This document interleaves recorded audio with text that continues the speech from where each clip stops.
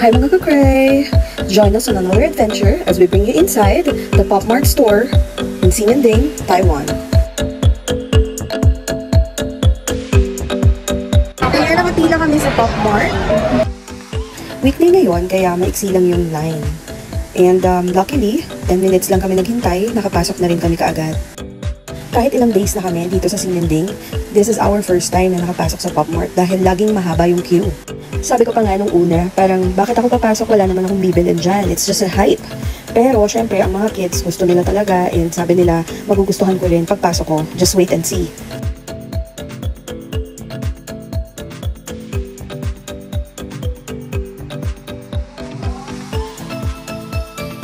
And true enough, eto nga, nakita ko yung Skull Panda na napaka-cute. Grabe, as in gusto ko siya.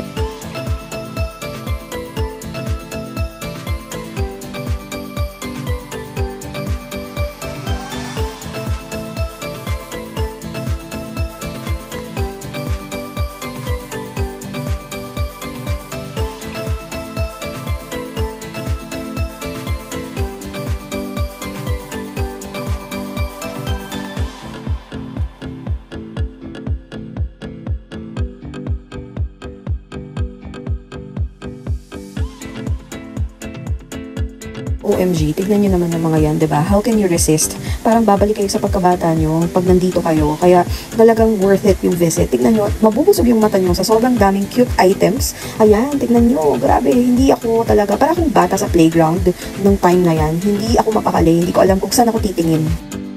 Sobrang laki ng Pop Mart dito. Kompleto sila sa items. And hanggang 3rd floor. So sa 2nd floor, marami rin. Marami rin makikita. And syempre, mamaya sa 3rd floor, makikita nyo yung malalaki na.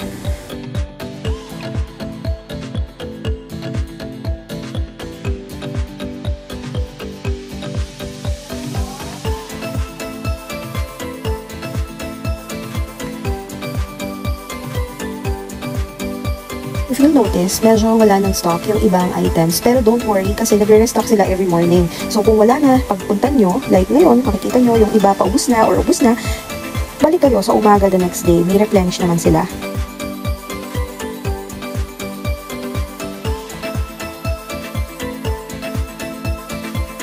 Alam nyo ba, sabi ko nga nung una, hindi nyo ako mapapabili sa Pop Mart kasi hype nga lang yan. And ano naman ang gagawin ko dyan? Additional kalat sa bahay. Pero nung pumasok ako dito, na-impress talaga ako kasi iba yung quality ng gawa nila, iba yung detail ng mga designs. Sa bawat figure na makikita nyo, talagang may effort and it's worth the money kasi hindi siya basta-basta and masarap din siyang i-collect. Para kang bata, masusurprise ka kasi syempre you never know what's inside the box. Malay mo, makuha mo yung talagang mahirap makuha and makumpleto mo, di ba? Kaya ayun, maganda talagang bumili ng surprise box and syempre, nandun na rin yung ma-excite ka. Ang dami ko na palang sinabi. Sige na nga, tatahimik na ako. Hayaan ko na lang kayo ang humusga and mag-enjoy kayo sa mga makikita nyo dito.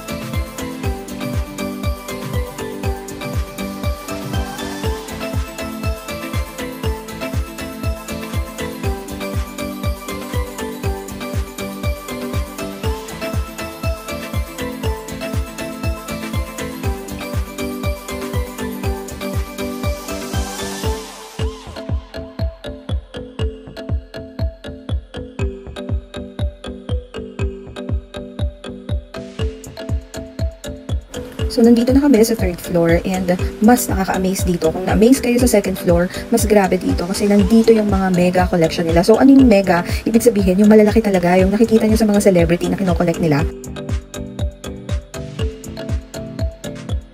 Hi! Magpapa-OMG ka talaga sa cuteness overload nitong mga Mega Space Molly. Ito nga pala yung 400% kasi meron silang 100%, 400%, and 1000%. Ayan nga, pangarap kong magkaroon yan kahit isa lang yung 400%. Kaya lang, alam nyo ba, kahit na marami yan nakadisplay, talagang out of stock lahat. Mahirap na mahirap bilhin talaga kahit dito sa Pop Mart sa Taiwan. Okay, so ito na yung pinakahihintay ng lahat. Syempre, yung mega collection nila. So, ito makikita nyo si Mega Space Molly and nandun si Royal Queen Molly na 1000% din. Andyan din sila Bubu, nakita nyo, and si Dimu. So, ayan yung 1000% collection nila. Ang ganda, grabe. Nung napuntahan ko tong third floor, lalo kong naintindihan kung bakit meron talagang mga tao na kung may kaya ka naman, kaya mo namang bilhin, is magkokolekta talaga nito. Kasi ibang level yung ganda, ibang level yung cuteness. Ang sarap niya talaga i-display, titigan, sa bahay. My overall impression sa Pop Mart, though sinasabi ko na hype lang, I think na hindi siya matatapos anytime soon kasi lagi naman silang may nire-release na bago. And also, a few years back pa, sikat na pala to. Mas sumikat lang ngayon dahil sa Labubu craze. Ayan siya o si Labubu. Oo nga pala, hindi nyo naman kailangan pumunta sa Taiwan o sa ibang bansa para pumunta sa Pop Mart. Kasi meron na tayong Pop Mart sa SM MOA sa Manila. Pero huwag kayong mag-expect na ganito kaganda, ganito kabongga, ganito kalaki yung store. And also, huwag kayong mag-expect na maraming stocks kasi very limited lang. Para lang siyang pop-up store doon sa MOA. And pinaka-importante, to take note na mag-check muna kayo sa website nila kasi bawal sila magpa-walk-in. So, dapat may online reservation muna kayo bago kayo pumunta doon para hindi naman masayang yung oras nyo. Ayan na nga, nabudol na yung dalawang anak ko. Diyos ko, bumili na ng Skull Panda. Pero worth it naman, sobrang cute eh. Kahit ako, gusto ko yan.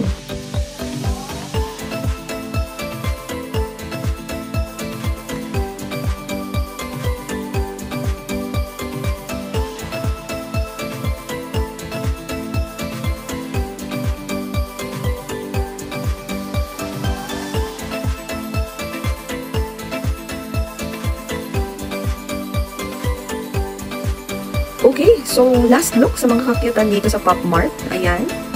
Lalabas na kami kasi for sure naikot ko na lahat and naipakita ko na sa inyo. I hope na nag-enjoy kayo sa ating virtual tour sa Pop Mart store dito sa Ximending, Taiwan. And sure ako na busog ang mga mata nyo at marami rin kayong nagustuhan like me.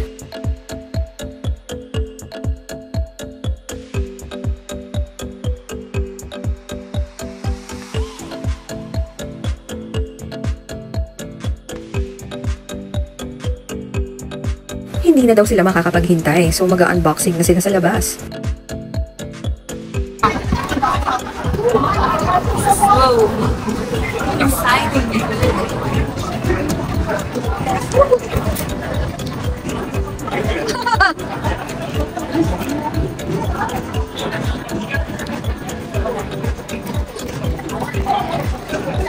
Oh my God!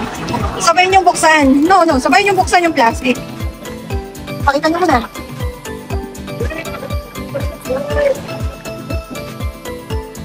Oh, close your eyes muna.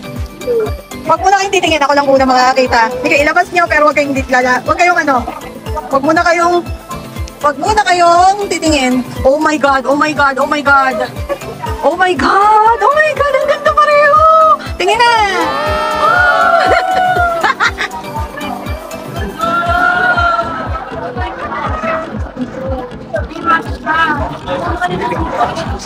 Actually, yan yung gusto ko eh.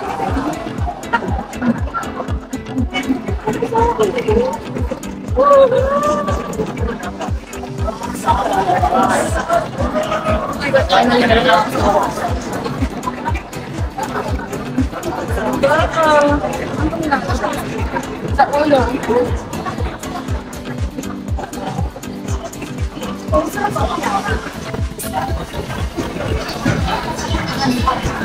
Ano, happy kayo sa nakuha nyo? Ganda, no? Patingin nga nung sa'yo.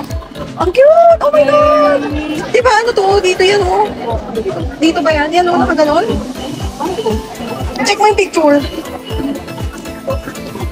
Ito, oh. Ah, hindi dyan. Parang mas. Oh my God! Ito yung nakuha niya. Gusto ko siya. Oh my God, ang ganda rin mo kay Chloe. Harap mo. Thank you so much. 1, 2, 3. Screenshot na lang natin to. Okay, ikaw naman. Smile ka.